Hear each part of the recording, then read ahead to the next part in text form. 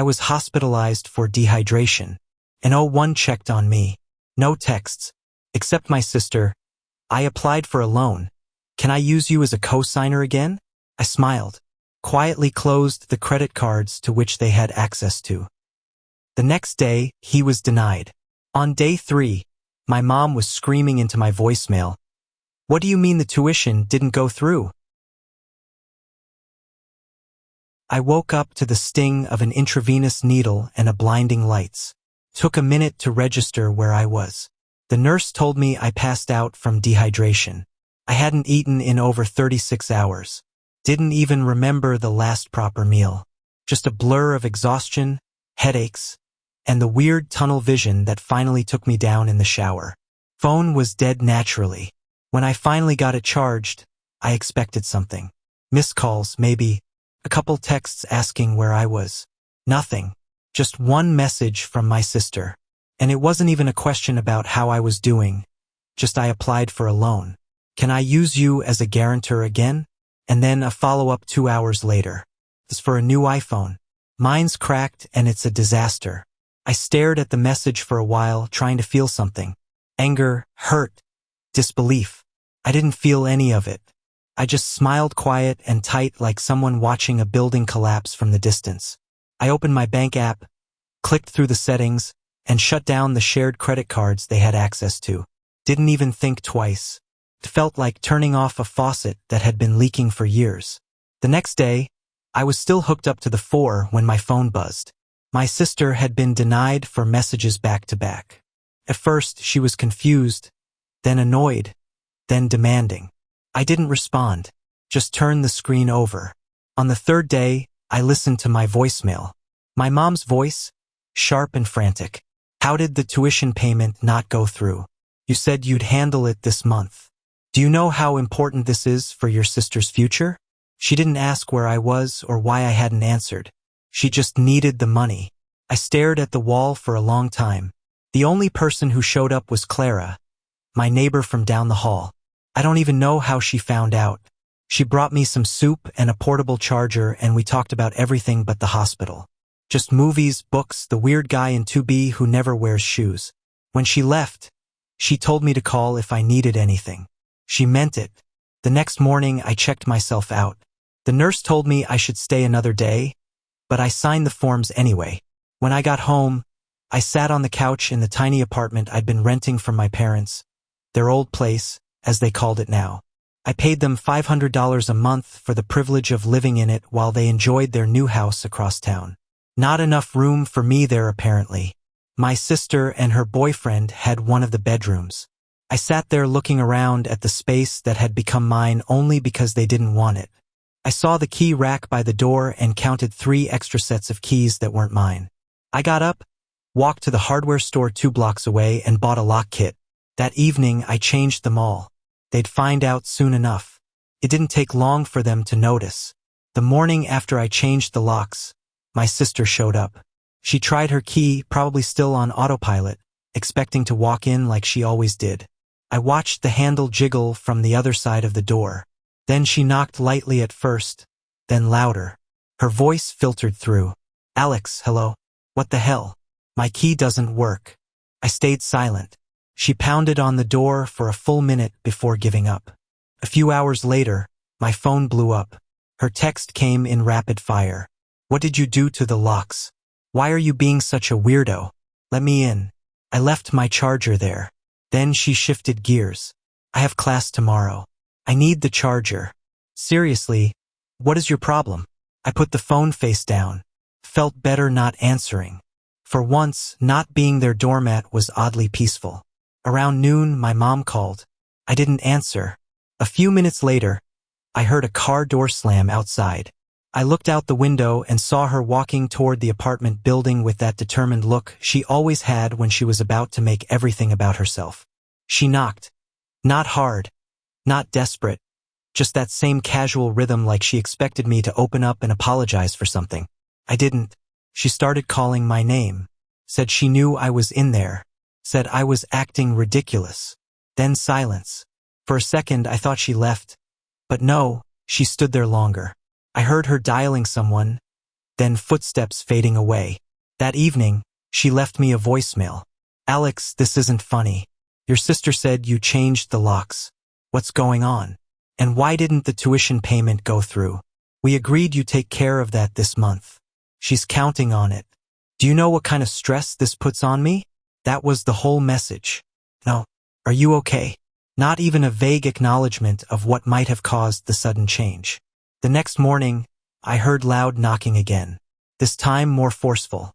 I looked through the peephole and saw both of them, my mom and dad, and standing beside them a police officer. I cracked the door just enough to be seen. The officer glanced down at a clipboard. You, Alex? I nodded. They say this apartment belongs to them. I handed him the lease. I'd signed it when I first moved in. My dad had insisted on treating it like a real rental. Said it was to teach me about responsibility, not like they needed the money, but they liked to remind me they were doing me a favor. The officer read it over, then looked back at them. He's paying rent. He has the right to be here.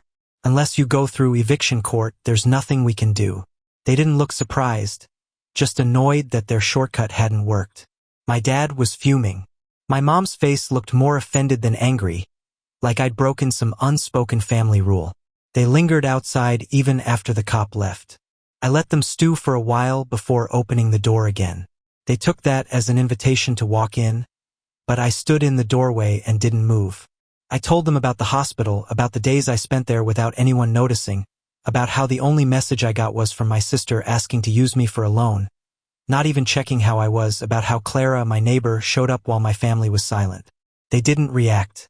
Not a word of surprise. No apology. My dad scoffed and said I was being dramatic. My mom actually looked offended.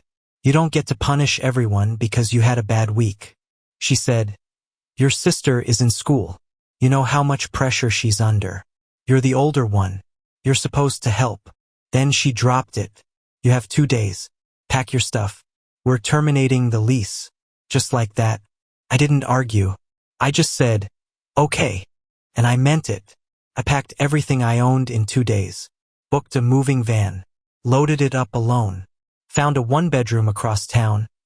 Older building. Ugly carpet. A view of nothing. But I had a lease in my own name. No one else had keys. 3 days after I moved out, I got a message from my dad. Call the bank. Something's wrong with the cards. I didn't respond. Then it was my mom. Did you do something to the joint accounts? We can't access anything. I turned off the phone. That night, my sister messaged me again. Mom says none of the payments are going through. What did you do? I slept better than I had in years. They didn't show up right away. First, there were more texts. A voicemail from my dad trying to sound calm, asking if I could just explain what was going on. Another from my mom, less calm, accusing me of sabotaging the family.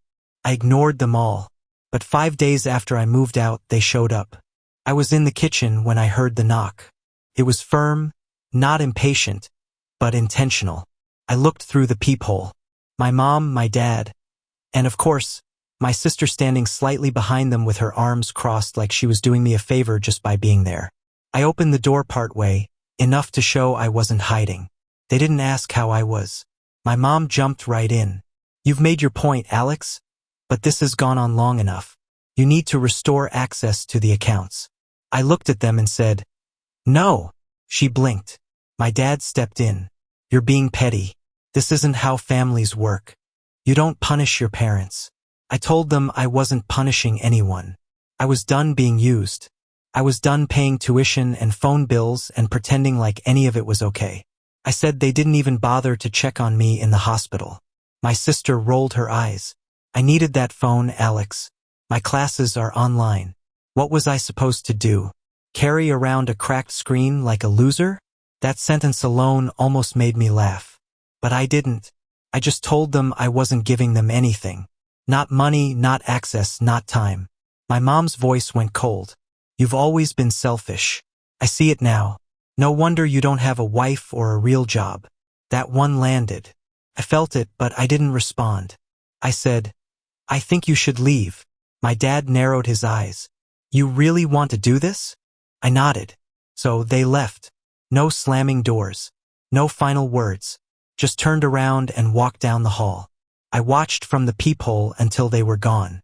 The next week was quiet, almost too quiet. Then the messages started again.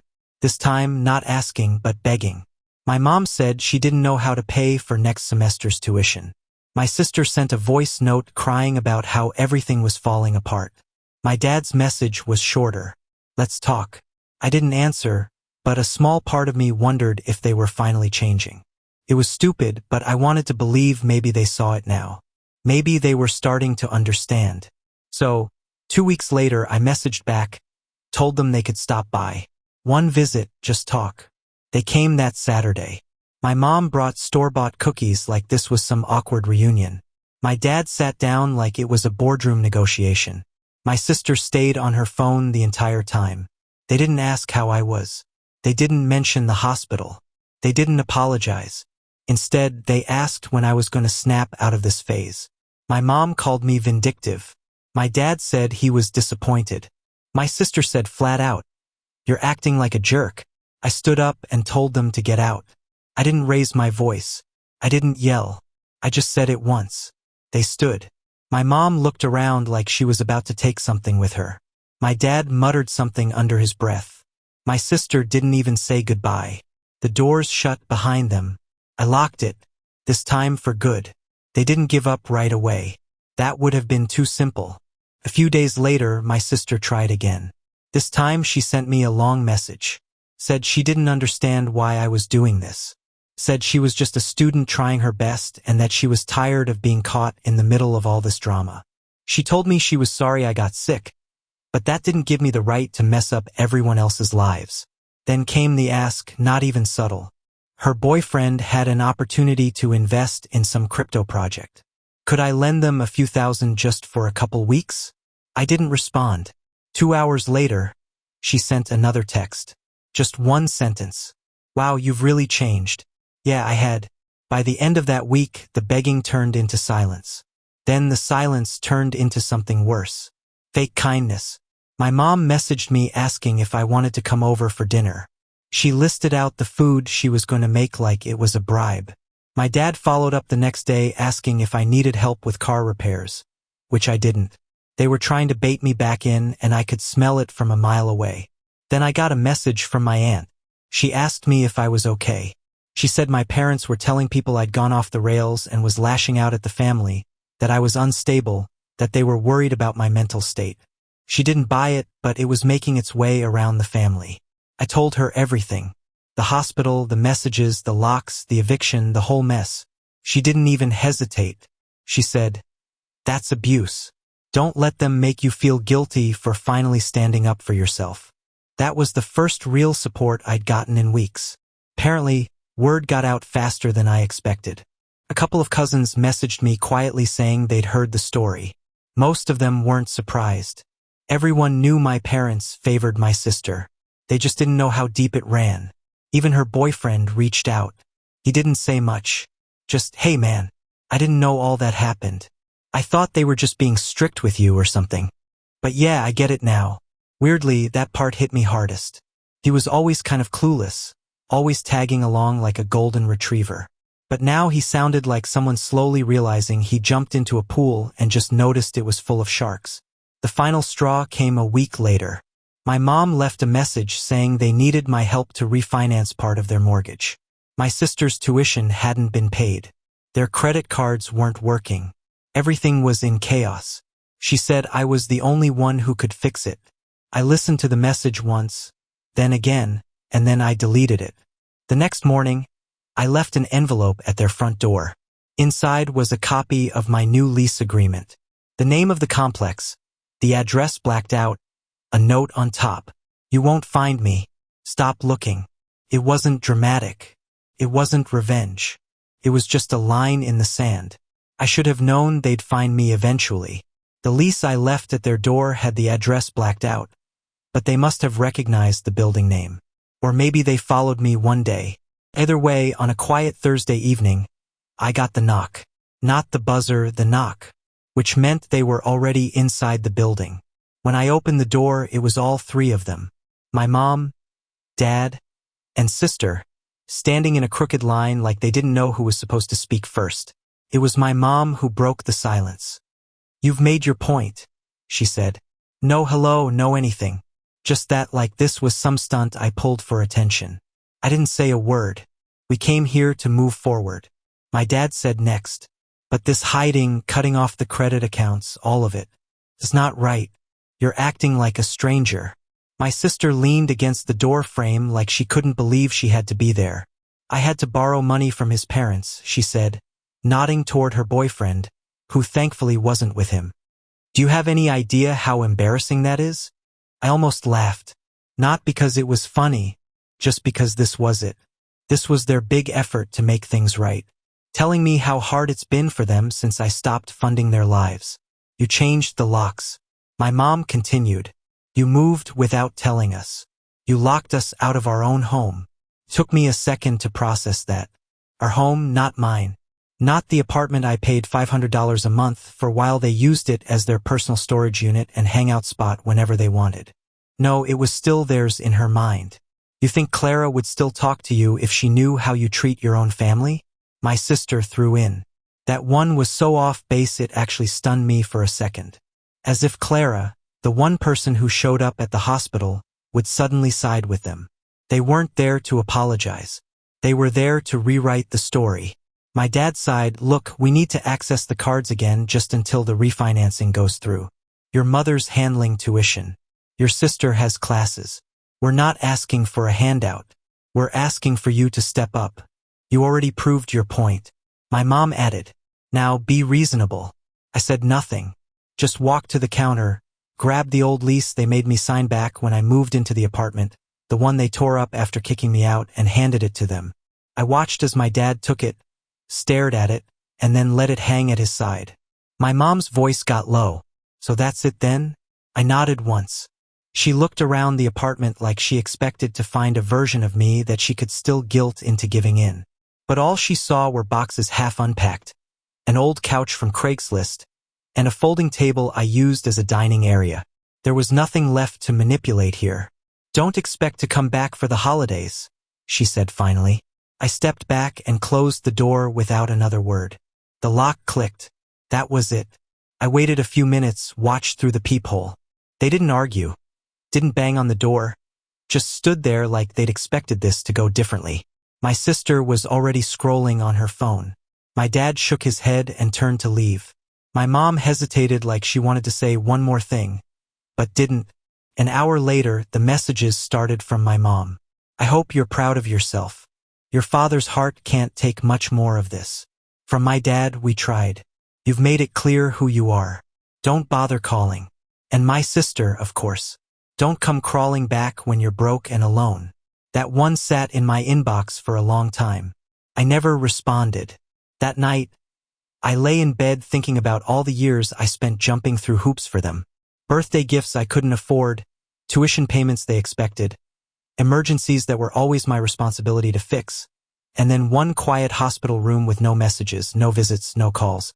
I closed my eyes and slept like a rock. No guilt, no second guessing, just a steady silence of a door that stayed closed. It's been 6 months. No more knocks, no more voicemails. No more guilt-wrapped requests for money disguised as family check-ins. Nothing. I thought cutting them off would make me feel lighter instantly. Didn't. Not at first. It's like when your ears pop after a flight. It doesn't hurt, but you notice the silence more than the noise. There were moments I'd forget they weren't around. Then I'd remember and I'd wait for the guilt to hit. It never really did. A month ago, I got a letter, plain white envelope, no return address. But the handwriting was unmistakable. My mom's. Inside was a printed letter, not even signed. It said since I had distanced myself from the family, they were removing me from all remaining financial connections, health insurance, emergency forms, family accounts. She called it a mutual separation of responsibility. The last line said, "This isn't personal, Alex. We just had to adjust. Not we're sorry. Not we miss you. Not we understand. We just had to adjust." I almost laughed. After everything, they were still trying to spin it like I was the one who changed the terms, like they hadn't evicted me, tried to manipulate me, and come to my door demanding access to my money. But honestly, the letter was the cleanest break I could have asked for. It gave me what they never did, closure. Even if it came gift-wrapped in denial. A few weeks later, I invited a few people over. Nothing big, just Clara, some neighbors, a guy from my book club, and a coworker who'd gone through his own mess with his dad last year. We ordered pizza, drank cheap beer, watched some dumb reality show Clara liked, and just talked. Real talk. No one asked me for anything. No one guilted me for setting boundaries. That night, after everyone left, Clara looked around the apartment and said, "Feels like a real home now." She was right. It did. Later that week, she asked if I had ever written down the story. I said, no. I mean, how do you even start explaining years of being treated like an ATM wrapped in guilt? You should, she said. You never know who might need to hear it. So I wrote it. First just for myself, but then I ended up here on Reddit. New account, no clue what I was doing. I'd lurked before, read a bunch of stories, some wild, some painfully familiar. There was something oddly comforting about how honest people were. No sugarcoating, no pretending families were perfect. I posted my story thinking maybe 10 people would read it, maybe 2 would comment. Instead, I got hundreds. I spent the entire night reading replies, stories from people who'd been through the same thing. People who said they thought they were alone or crazy or just too sensitive. People who told me I wasn't selfish. That walking away was the kindest thing I could have done for myself. Some of the messages hit hard. One guy said he visited his dad in the hospital after being ignored for years and still got blamed for not doing more. Another said she hadn't spoken to her mother in 12 years and that peace was the best gift she ever gave herself.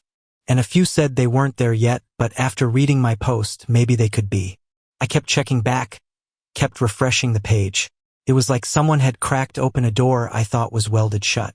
I don't think I posted to be understood. I think I posted just to say it out loud, to say this happened. It was real. It hurt and I got through it. But being understood, that's what made the difference. I don't know if I'll ever talk to my parents again.